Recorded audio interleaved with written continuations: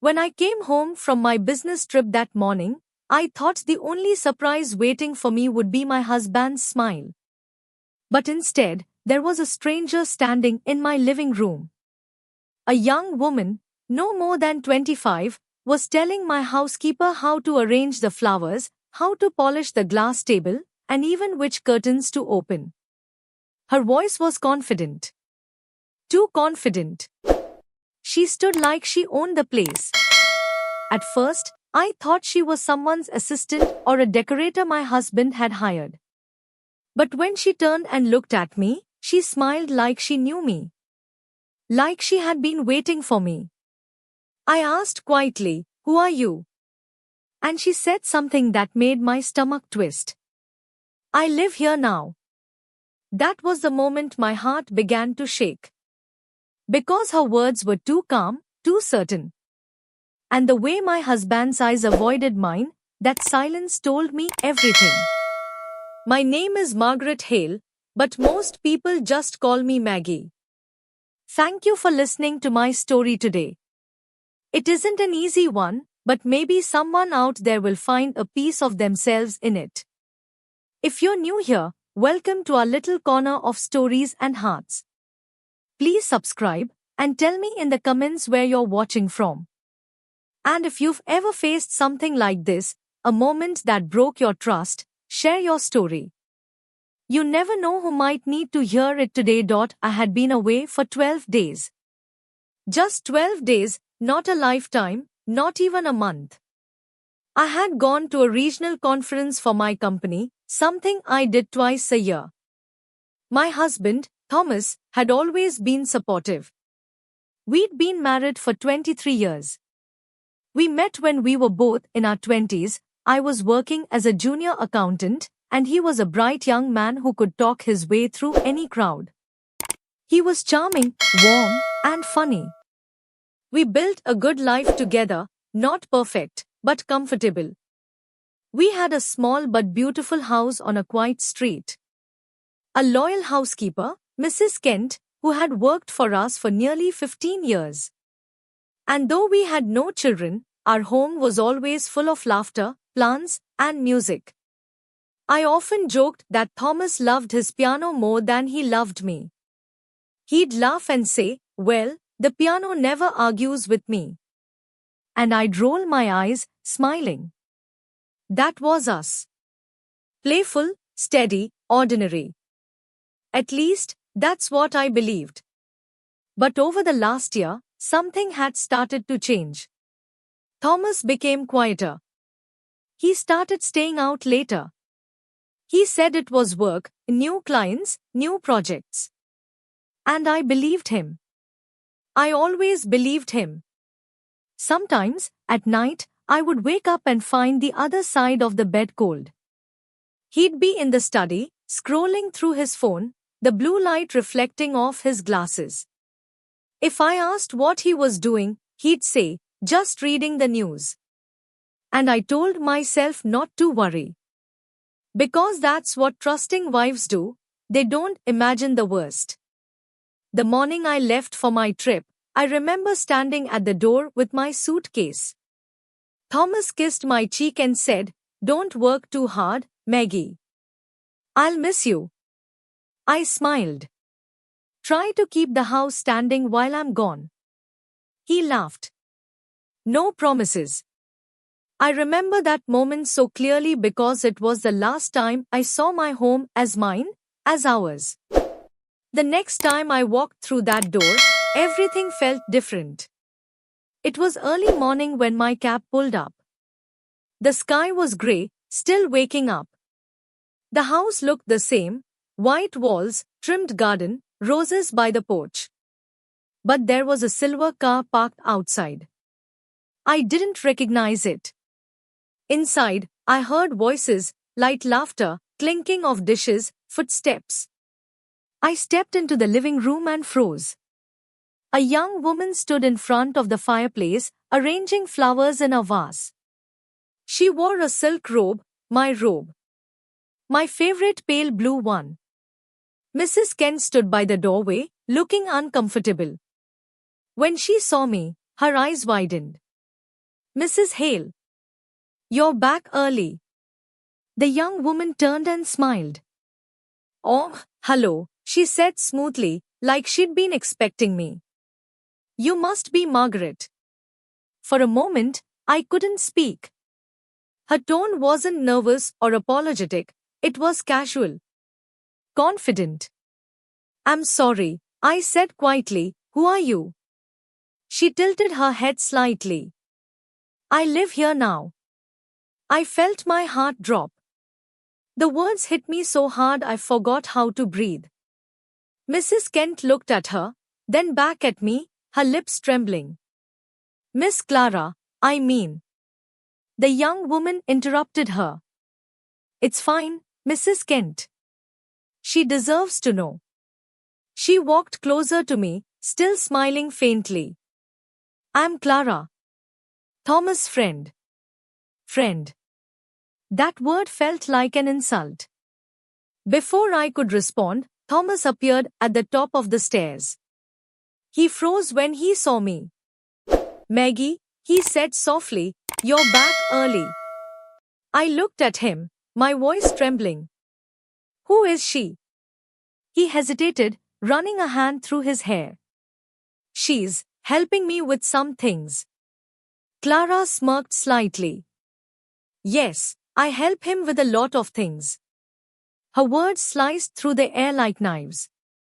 I turned to Thomas. What does that mean? He didn't answer. The silence said enough.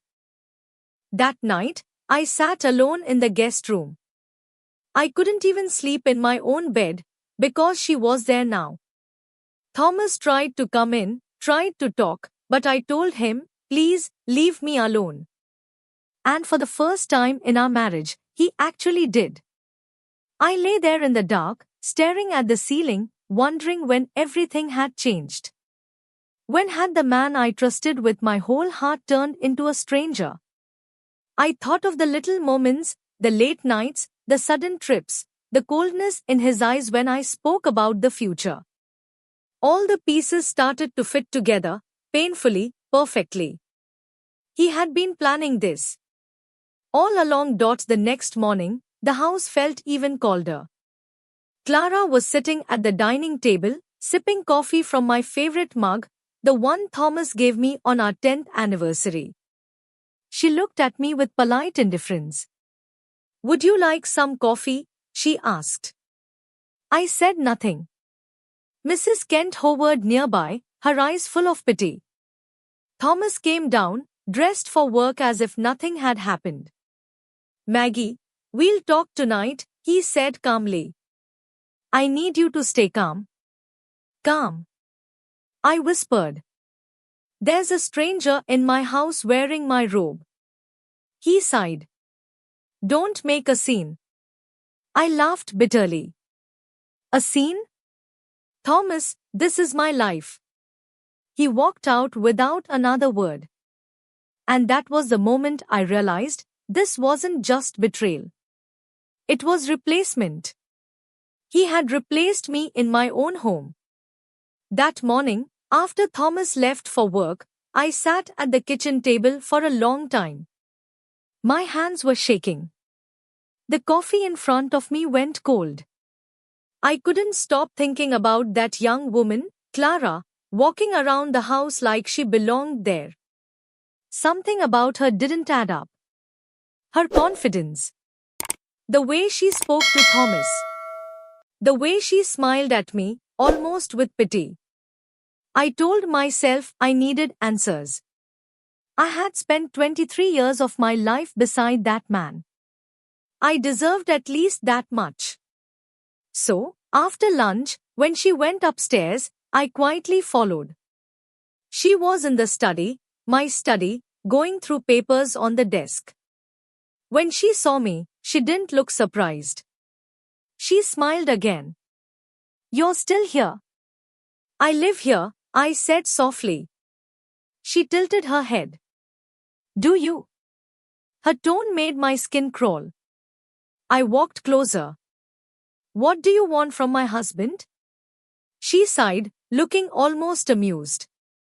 Thomas didn't tell you, did he? Tell me what? She looked at me with something like pity. I'm his daughter. For a second, I thought I misheard her. I blinked. What did you just say? She repeated it slowly. I'm his daughter. From before you. I felt the room tilt. His daughter? No. That couldn't be true. He never had children, I whispered. She smiled faintly. That's what you thought. I stood there frozen, my heart pounding. Clara continued, her voice smooth and almost rehearsed. He met my mother when he was very young. Things didn't work out. She raised me alone. But last year, she passed away. Before she died, she told me who my father was. I found him. I tried to breathe. And he brought you here. Yes, she said. He wanted to make up for lost time. I sat down slowly, my legs trembling. If what she said was true, then everything, all the distance, the secret calls, the guilt in his eyes, suddenly made sense. He hadn't replaced me with another woman. He had been hiding his past. Hiding her. But then she said something that made my chest tighten even more. He wanted to tell you, she said softly, but he thought you wouldn't understand. He thought you'd hate him for it. Her tone was sincere now, less sharp, almost gentle. And in that moment, I felt something I didn't expect, confusion mixed with sorrow. That evening, when Thomas returned, I was waiting in the living room. He looked tired. When he saw me, he sighed. You spoke to her.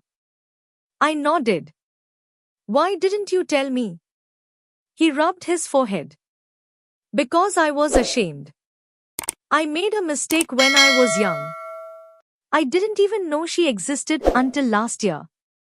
Then why hide her from me? I whispered. He looked at me with eyes full of regret. Because I thought it would hurt you. And then, she lost her mother.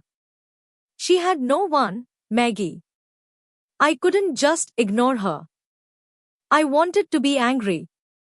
I wanted to scream. But instead, I just sat there. Quietly. Because deep inside, I understood that kind of loneliness, the kind that eats away at you when you have no one to call family.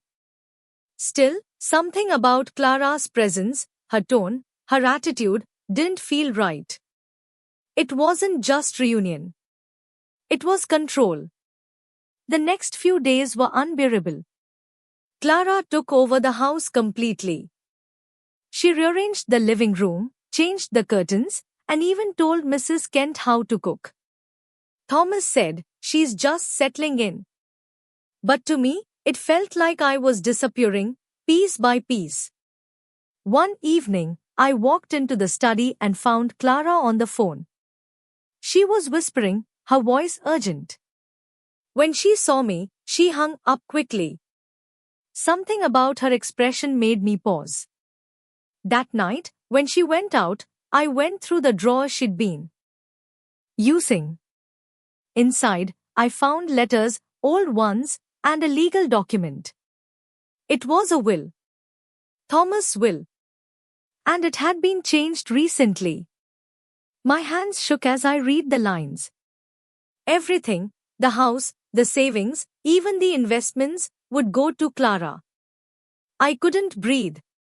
When Thomas came home that night, I showed him the document. Is this true? I asked quietly. He looked at it, then at me. She's my blood, Maggie, he said. She deserves something. I nodded slowly. And I don't. He hesitated, his eyes full of guilt. It's not like that. But it was. It was exactly like that.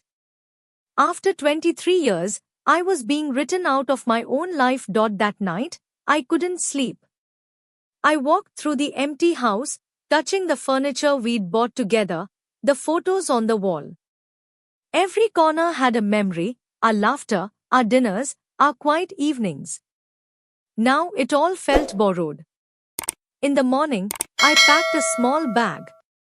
I left a note on the table. You have made your choice, Thomas. I hope she brings you peace. Don't come looking for me. And then I walked out. No shouting. No tears. Just silence. For the first time in years, I stayed at a small inn near the sea. It was quiet there, the kind of quiet that makes you think about everything you've avoided. I spent days walking by the shore, trying to understand what had just happened. I thought about Thomas, how he had looked at Clara with pride and guilt mixed together. I thought about Clara, that young woman who had lost her mother, who probably just wanted a place to belong. Maybe she wasn't cruel. Maybe she was just desperate. And maybe I was, too. Weeks passed before I got a letter. It was from Mrs. Kent. She wrote that Thomas had fallen ill, a mild heart attack. Clara was taking care of him. But she also wrote something else. He keeps asking if you're all right. He says he was wrong. He says he should have told you everything. I folded the letter and stared at the sea for a long time. Part of me wanted to go back. But another part, the tired, bruised part, told me to stay. Still, after a few days, I went. Not for him. For myself. When I arrived, the house looked smaller somehow. The garden was overgrown. The curtains were drawn. Mrs. Kent opened the door, her eyes filled with surprise and relief. Mrs. Hale, she whispered. Thank God you came. Thomas was in bed, looking pale but alert.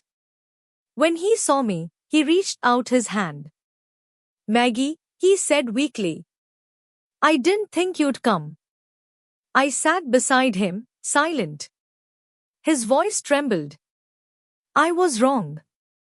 About everything. About how I handled it. About how I hurt you. Tears filled his eyes. I just wanted to fix my past. But in doing that, I broke my present. For the first time in months, I held his hand. I know, I said softly.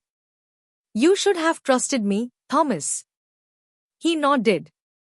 I was afraid. I looked at him, and for the first time, I didn't feel anger. Just sadness and a quiet kind of forgiveness. After a few days, I met Clara again. She looked different, quieter, gentler. I didn't mean to take your place, she said quietly. I just wanted to know my father. I wanted to feel what family is like. I nodded. You could have had that without pushing me away, I said softly. Tears filled her eyes. I know. I was jealous. You had what I lost. And in that moment, I saw her not as a rival, but as a broken girl still grieving her mother. I put my hand on hers. We can start again. But not like before. She nodded, crying. Thomas lived another year after that. We never went back to how things were, but we learned to speak honestly, without pretending, without secrets. When he passed, I felt peace more than pain. Because I knew he had tried to make things right in the end. He left the house to both of us, Clara and me. But I told her she could keep it. I moved to a smaller cottage near the sea, the same place where I had once stayed after leaving. Now, that is my home. Every morning, I make tea and watch the sunrise. Sometimes Clara visits. We sit together and talk, not as enemies, but as two women learning to forgive life for being unfair. Looking back, I realize that life doesn't always betray us. sometimes it just surprises us in painful ways. When I first saw Clara in my home, I thought she was my punishment. But now, I see she was my lesson, a mirror showing me how fear and silence can destroy what love builds. If Thomas had trusted me, if I had asked more, maybe things would have been different. But even so, I am grateful. Because that heartbreak taught me something precious. That peace isn't found in the people who stay. It's found in the strength to stand alone and still wish them well. So, to anyone listening, if your life ever falls apart unexpectedly, remember. Sometimes walking away isn't running. It's returning to yourself. Thank you for listening to my story. My name is Margaret Hale, and I hope my words remind you that healing doesn't always come from others, sometimes it comes from within. Please, subscribe if you'd like to hear more true stories like mine. Tell me in the comments, where are you from? And if you have your own story to share, send it in. You never know, your voice might be the one that helps someone else find peace.